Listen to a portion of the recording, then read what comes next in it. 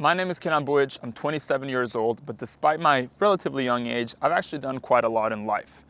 We can start with the big brands. I worked for Meta. I did 7 months where I wrote some research for them on the topic of attention as a metric. That paper got a lot of industry attention, and I got the opportunity to present it in front of people from Google, Snapchat, Microsoft, and all those big companies.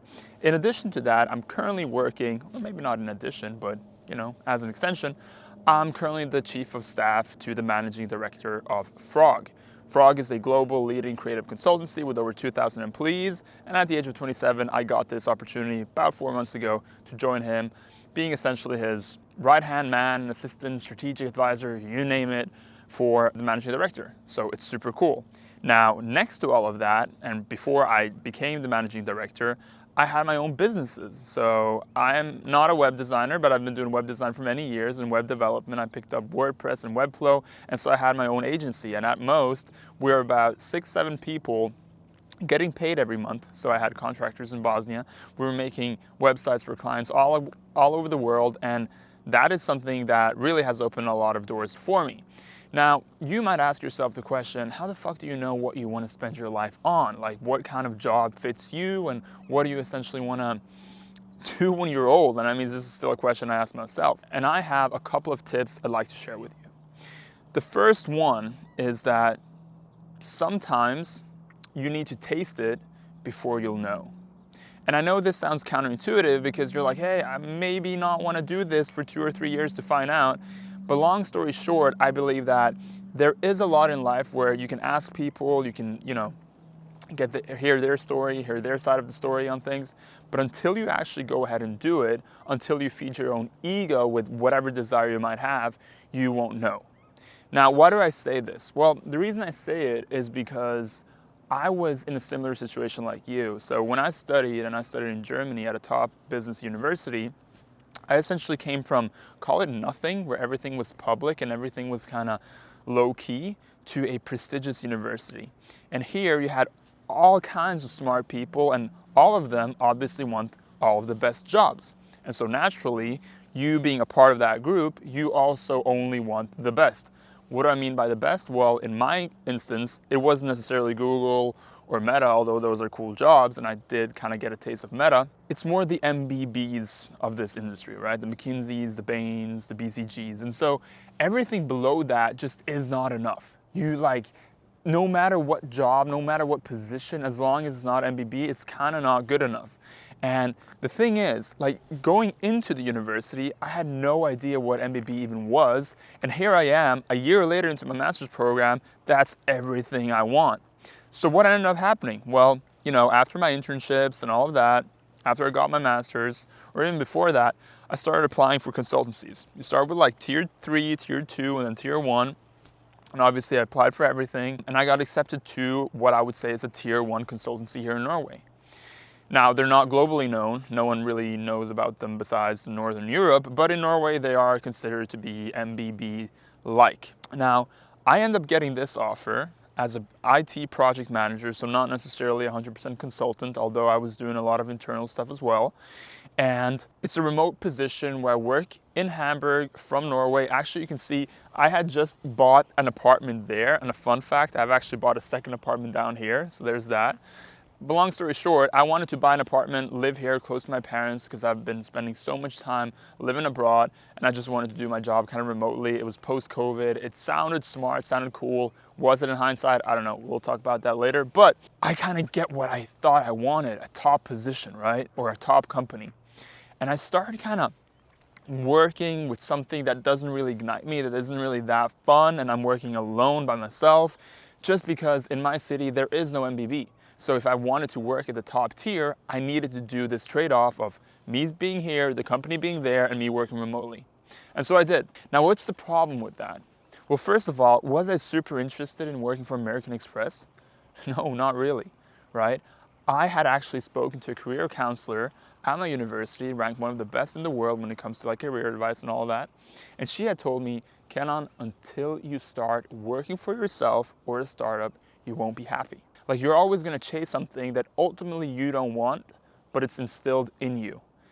But despite of that, and intuitively, I knew she was right. And it was easier for her to kind of spot this because I'm not the only person who has gone from, say, being at public school, kind of thinking that a job is a job and yada yada, to being like, hey, unless you get MBB, you're not going to be happy. Like, she had seen that with people, and she saw that with me. And she looked at my personality and the skills that I know and skills that I do, or everything that I do, and she was like, no, you're not going to love a corporate fucking ladder. You're not going to love a corporate world and a company ultimately. You need to do startup.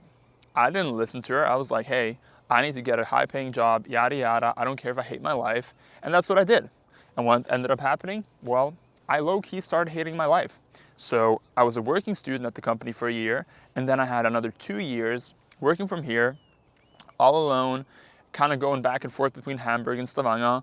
But it wasn't it. There was like something missing. I just graduated from a top university. I was supposed to be super duper happy.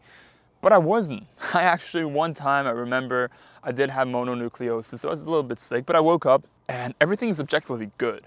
But I woke up, I came down to this very dock and I started crying. Like, I just felt internally fucking burnt out and broken. And I know, I knew then that I needed to change. Some kids in the background. And I knew then I needed to change. And so I applied for Frog. And honestly, working for Frog, just like having the opportunity to work in Figma instead of PowerPoint was just so much better. Like, half of my fucking pain was gone. But long story short, I did feel amazing. It did feel great. And next to working with Frog, I always had this inclination of, I'm a startup guy. I'm good at this. I'm good at selling, yada, yada. So what did I do? Well, I had my agency and I quite successfully scaled that. Now, that I had to let go of now that I got the chief of staff role, and we'll get back to that. But this begs the question, how do you know what is important to you? Well, until you try it, you won't necessarily know, and you will try a lot of things and fail a lot of times, but every time it is important that you learn something new about yourself. So for me, in this chief of staff role that I'm in now, it's super cool. It's prestigious, it's status. Like 27 chief of staff to the managing director, I'm low-key set. Like, I'm on a fast track to become a VP if that's what I wanted to do. Is it? Well, I don't know, but there's the opportunity for that. Now, the other part of the equation is, what is it that I want my life to look like? And I'll be real, it's currently 5:30 p.m. on a Tuesday, and had it not been for Easter, I would not have been able to be out here shooting this video, but I fucking enjoy it here. Like this, having the freedom to do this, I just ate, got out, and make a video for 50 viewers, so be it, is something that I like to do. And so, what is important? One, freedom, time freedom. Like, working for Frog in my past position, before I became a chief of staff, I was a senior consultant. I had all the freedom in the world to do whatever I wanted. And I took that a little bit for granted because I was complaining on the salary isn't great, blah, blah, blah, because honestly, I did take a salary cut going from like MBB to tier 2, tier 3, whatever. But I had freedom, and I took it a little bit for granted because now I've traded that freedom for more money, for more responsibility. And to me, I don't think that's a trade-off that I necessarily would take any day of the week. So that's something for you to think about. The second thing is, see what gives you energy and what takes energy. So one example for me is meetings. I fucking hate meetings.